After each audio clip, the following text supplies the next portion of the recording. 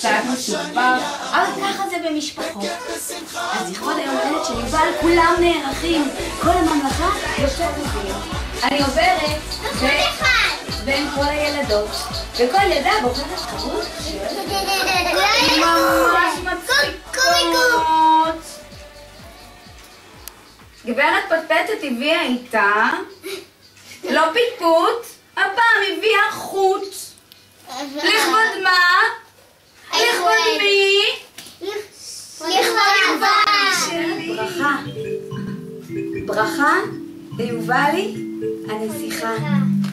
אז כל אחד חושבת על ברכה יפה יפה לכבוד כיפת וחברות שמחות ועליזות וצחקניות כמו שיש לך, ושתהיי תמיד שמחה בחלקך, ושיהיה לך תמיד תמיד תמיד חיוך גם על השפתיים וגם בלב.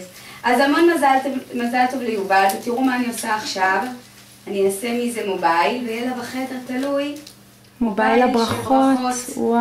וכל יום לפני שהיא תלך לישון היא תסתכל והיא תראה את כל הברכות ואת כל האיחולים שהחברות הכי טובות שלה איחלו לה, ויהיה לה שנה מקסימה בזכות זה. תודה רבה בנות, זה היה מאוד חשוב החלק הזה עם הברכות.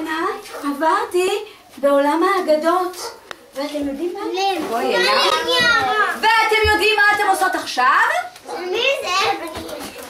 אתן מתיישבות, צ'ו-צ'ו, מצוינות, ואת החגורה פותחות את העיניים, מתחות את האוזניים, אבל יש לי עגילים. אז תזהרי עליהם בעדינות.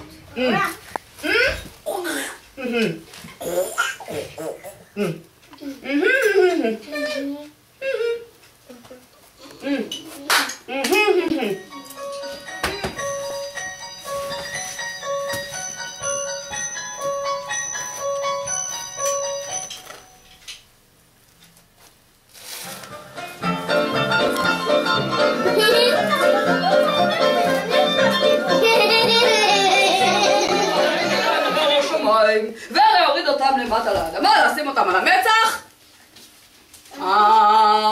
וגם על האף. מצוין, יופי יערה. חמודות, אתם רוצות לשמוע מה קרה לנסיכה? תעמדי פה בבקשה.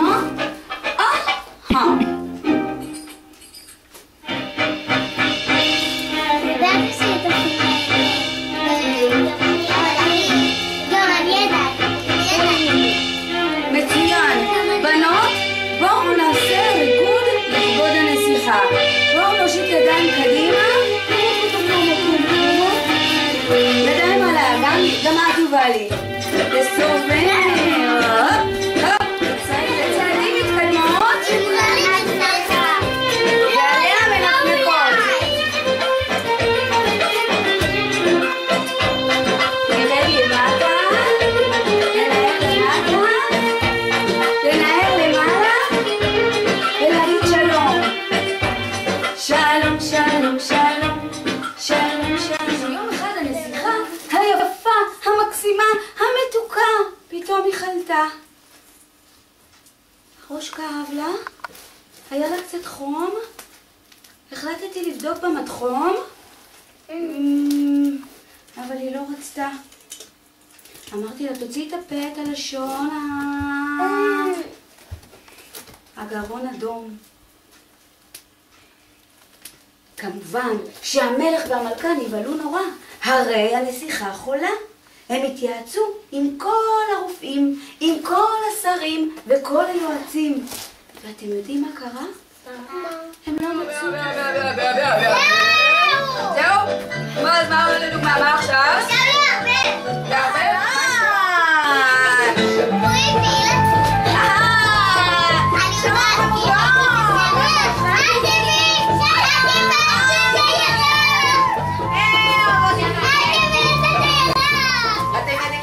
החצר החבר הכי טוב של הנערה? כן! אתם יודעים שאני יודע כל מה שבליבה? כן! אתם יודעים שאני אעשה הכל בשבילה? כן! אתה תביא את הירח! אני לא מביא לה את הירח! ירח!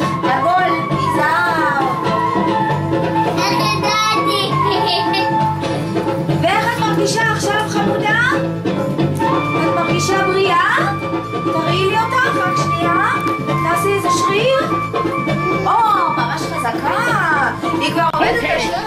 עוד אחד. כל